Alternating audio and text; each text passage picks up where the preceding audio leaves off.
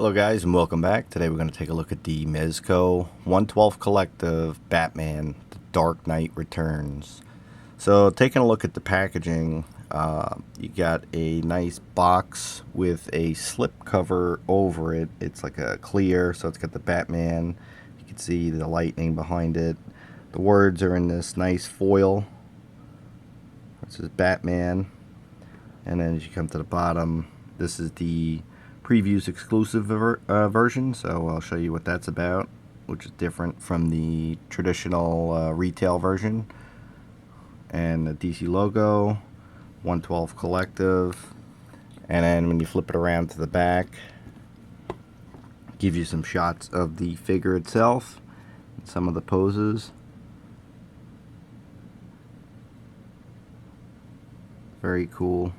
So I'm going to crack this open and take a look at the Mezco 112 Collective Batman. Stay tuned, guys. Alright, so now we've got him out of the package. I'm going to take a close look at the Batman from Mezco's 112 Collective. Received this guy just the other day, and I had seen reviews of this figure, and I really liked the look of it, especially the black and gray or the dark blue version. And then there was also the this one, which is the previews, and I believe there's one other that's completely black and white. And I'd seen them, really liked them, but for some reason I just never pulled the trigger, never picked it up. And fast forward to a couple of weeks ago, I actually took the time to sit down and watch the Dark Knight Returns animated movie, and it is badass, and really love the design, the look, and the story behind that. I highly recommend taking a look at that if you haven't already. But I decided that's when I really wanted to get the figure, and then trying to hunt this down just recently is not super easy. Pretty well sold out across the board, and prices are rising. So if you are in the market for this guy, I say don't waste any more time. Go ahead and hunt them down. There is also now a new 2-pack with the Mutant Leader. Definitely worth taking a look at that figure as well. But getting into this one, just wanted to show you articulation, because for a 6-inch figure, this guy is fully loaded. It's a real nice assortment of accessories and articulation. So the head itself, it goes up and down. It's on like a hinge and swivel. You got fully rocking shoulders, bicep swivel, double hinged elbow, however the glove gets in the way, so you really only get a 90 out of it. The wrists are on like a Hot Toys type peg where it can swivel and pivot. You got waist crunch, twist. You also got full pin and socket leg, double jointed knees, swivel at the boot, pivot at the boot, up and down.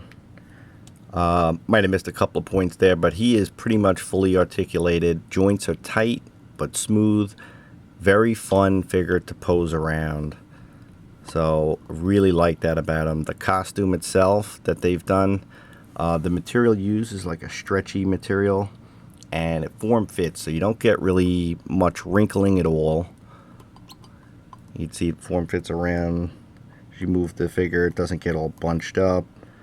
It doesn't hinder the articulation. It's just really fun to mess with. And then zooming in on the face itself, you got that classic Miller low cut ears on the bat cowl. This is an older Batman. He's got that gritty look to him. Very stocky. Just an awesome design for a Batman figure. I think the best representation of Miller's Batman in action figure form. And with all of that, you get a really nice assortment of accessories. So I'm going to go through that really quick right now. So you get an alternative head, which is awesome, without the teeth showing. And I'll put this on the figure and show you what that looks like shortly. You also get this leg wrap with pouches. A nice assortment of hands. So you got hand here, trigger holding, grip hand, two relaxed hands, and two hands with batarangs loaded up in them. You also get fists that were on the figure itself. You get a grappling hook, real rope, and a rifle. You might wonder why you're getting a rifle with a Batman figure, but all I can say to that is go ahead and read the comic or watch the animated movie and you will find out. But really nice detail on this. They weathered up the metal parts. You got a rubbery elastic type strap here. Nice work on that. So I'm going to take a break here. I'll show you what he looks like with the alternative head. And okay, so we're back. And here it is with the alternate head.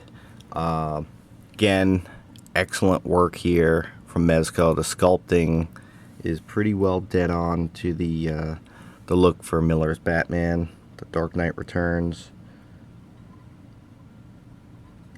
Looks phenomenal. Head just pops right off with a ball joint.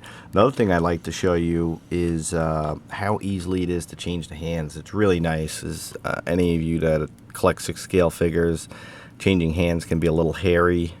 You know, sometimes you got to get the blow dryer out to warm it up to avoid wrist breakage.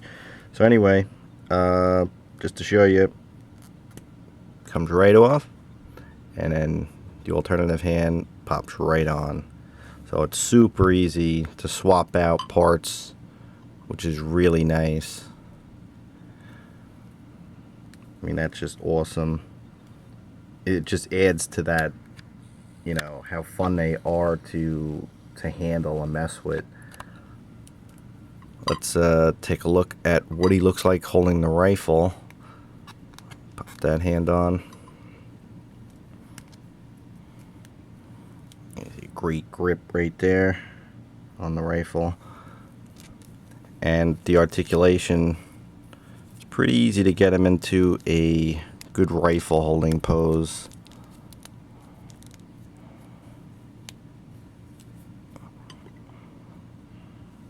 There you go. It's really fun to mess with this guy, real easy to pose, fun to pose too. So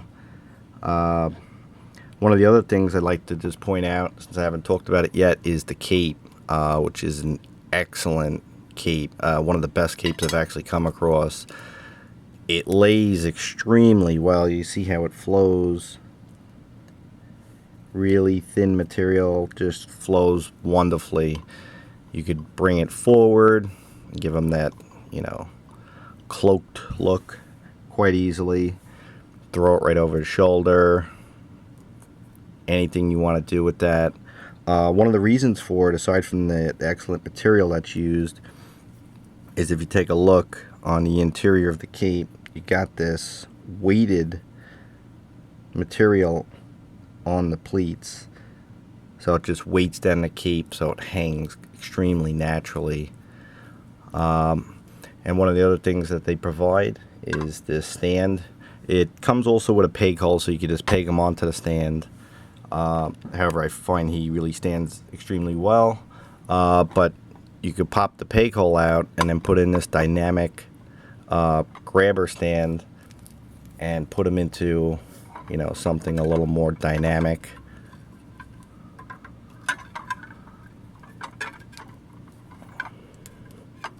You know, whatever you want to do. Obviously, I don't want to waste your time as I'm posing him.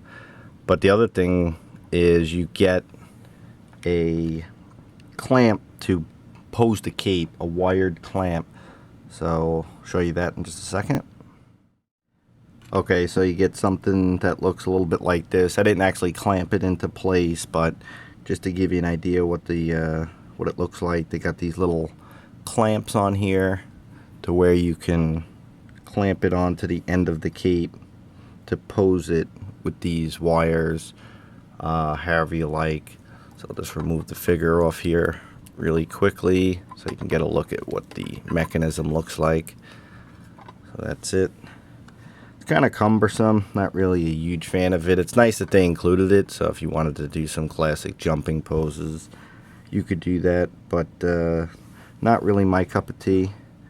But that's what that looks like. Alright, so in conclusion, really recommend this figure quite a bit. Really loving this.